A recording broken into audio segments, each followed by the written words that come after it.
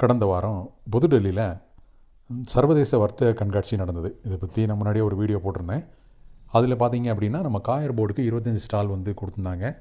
25 உற்பத்தியாளர்கள் வந்து ஸ்டால் போட்டிருந்தாங்க.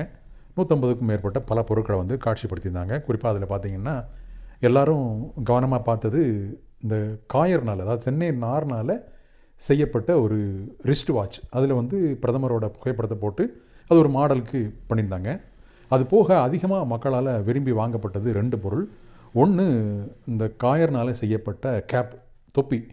அந்த தொப்பி வந்து 75 ரூபாயிலேருந்து 150 ரூபா வரைக்கும் வெரைட்டியாக வச்சுருந்தாங்க.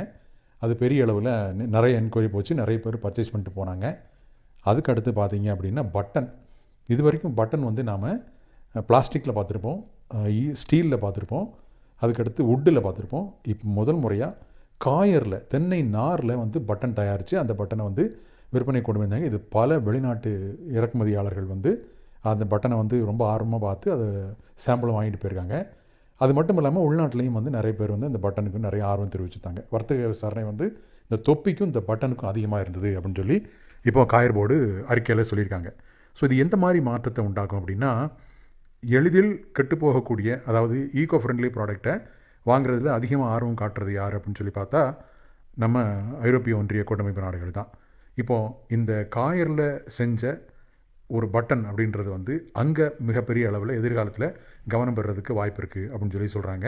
ஸோ இந்த மாதிரி மக்கி போகக்கூடிய பொருட்களை வந்து அவங்க ரொம்ப விரும்பி வாங்குவாங்க. இனி எதிர்காலத்தில் அங்கே ஏற்றுமதி பண்ணக்கூடிய ஆடைகளில் வந்து இந்த பட்டன் வந்து வைக்க சொல்லி வற்புறுத்துவாங்க அப்படிங்கிற மாதிரி தெரியுது. ஸோ அதனால் நாம் பெருமளவு இந்த பட்டனை வந்து சைனாலையும் தைவான்லேருந்தும் இறக்குமதி பண்ணுறோம். ஸோ அந்த இறக்குமதி ஐரோப்பிய ஒன்றிய கூட்டமைப்பு நாடுகளுக்கு ஏற்றுமதி பண்ணக்கூடிய ஏற்றுமதி நிறுவனங்கள் வந்து கம்ப்ளீட்டாக குறைச்சி உள்நாட்டில் இந்த காயர் பட்டனை வாங்குறதுக்கு வாய்ப்பு இருக்குது. ஸோ இது ஒரு மிகப்பெரிய தொழிலாக, உள்நாட்டு விற்பனை தொழில் அல்லது ஏற்றுமதிக்கும் ஏற்ற ஒரு தொழிலாக இருக்கும். ஸோ காயரில் நாம் இது வரைக்கும் பார்த்த ப்ராடக்ட் அப்படின்றத வந்து அந்த அந்த இது இமேஜே மாற்றிட்டாங்க.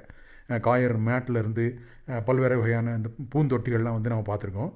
ஆனால் இப்போது காயர்லேருந்து ரிஸ்ட் வாட்ச் பண்ண முடியுது, நம்மளால் தொப்பி பண்ண முடியுது, நம்மளால் பட்டன் பண்ண முடியுது. இதுக்கெல்லாம் மிகப்பெரிய தேவை இருக்குது. இது இ-காமர்ஸ் ஏற்றுமதியிலையும் பண்ணலாம், ட்ரெடிஷ்னல் ஏற்றுமதியிலையும் பண்ணலாம். மிகப்பெரிய வாய்ப்பு வந்து இப்போது இந்த காயரில் உருவாகிருக்குது. ஸோ இதை இந்த காயர் பேஸ்டு ப்ராடக்ட் பண்ணக்கூடிய ஏற்றுமதியாளர்கள் பயன்படுத்திக்கணும். சும்மா குதிரைக்கு கண்ணு கட்டி விட்ட மாதிரி நான் வந்து காயர் பிளாக் தான் பண்ணுவேன் அப்படின்னே போகக்கூடாது. காயர் பிளாக்கை விற்பனை பண்ணுறதுக்கு நமக்கு கிடைக்கக்கூடிய லாபத்தை விட தொப்பியிலையும் பட்டன்லையும் கிடைக்கக்கூடிய லாபம் அப்படின்றது வந்து அதிகம். மூலப்பொருளான ஒன்று தான். ஸோ நம்ம இப்படி கொஞ்சம் மாற்றி சிந்தனை பண்ணும்போது தான் வந்து நம்மளோட ரெவன்யூ அதிகரிக்க வாய்ப்பு இருக்குது. அதுக்கான ஏற்றுமதி வாய்ப்பும் இப்போ உருவாகிருக்கு.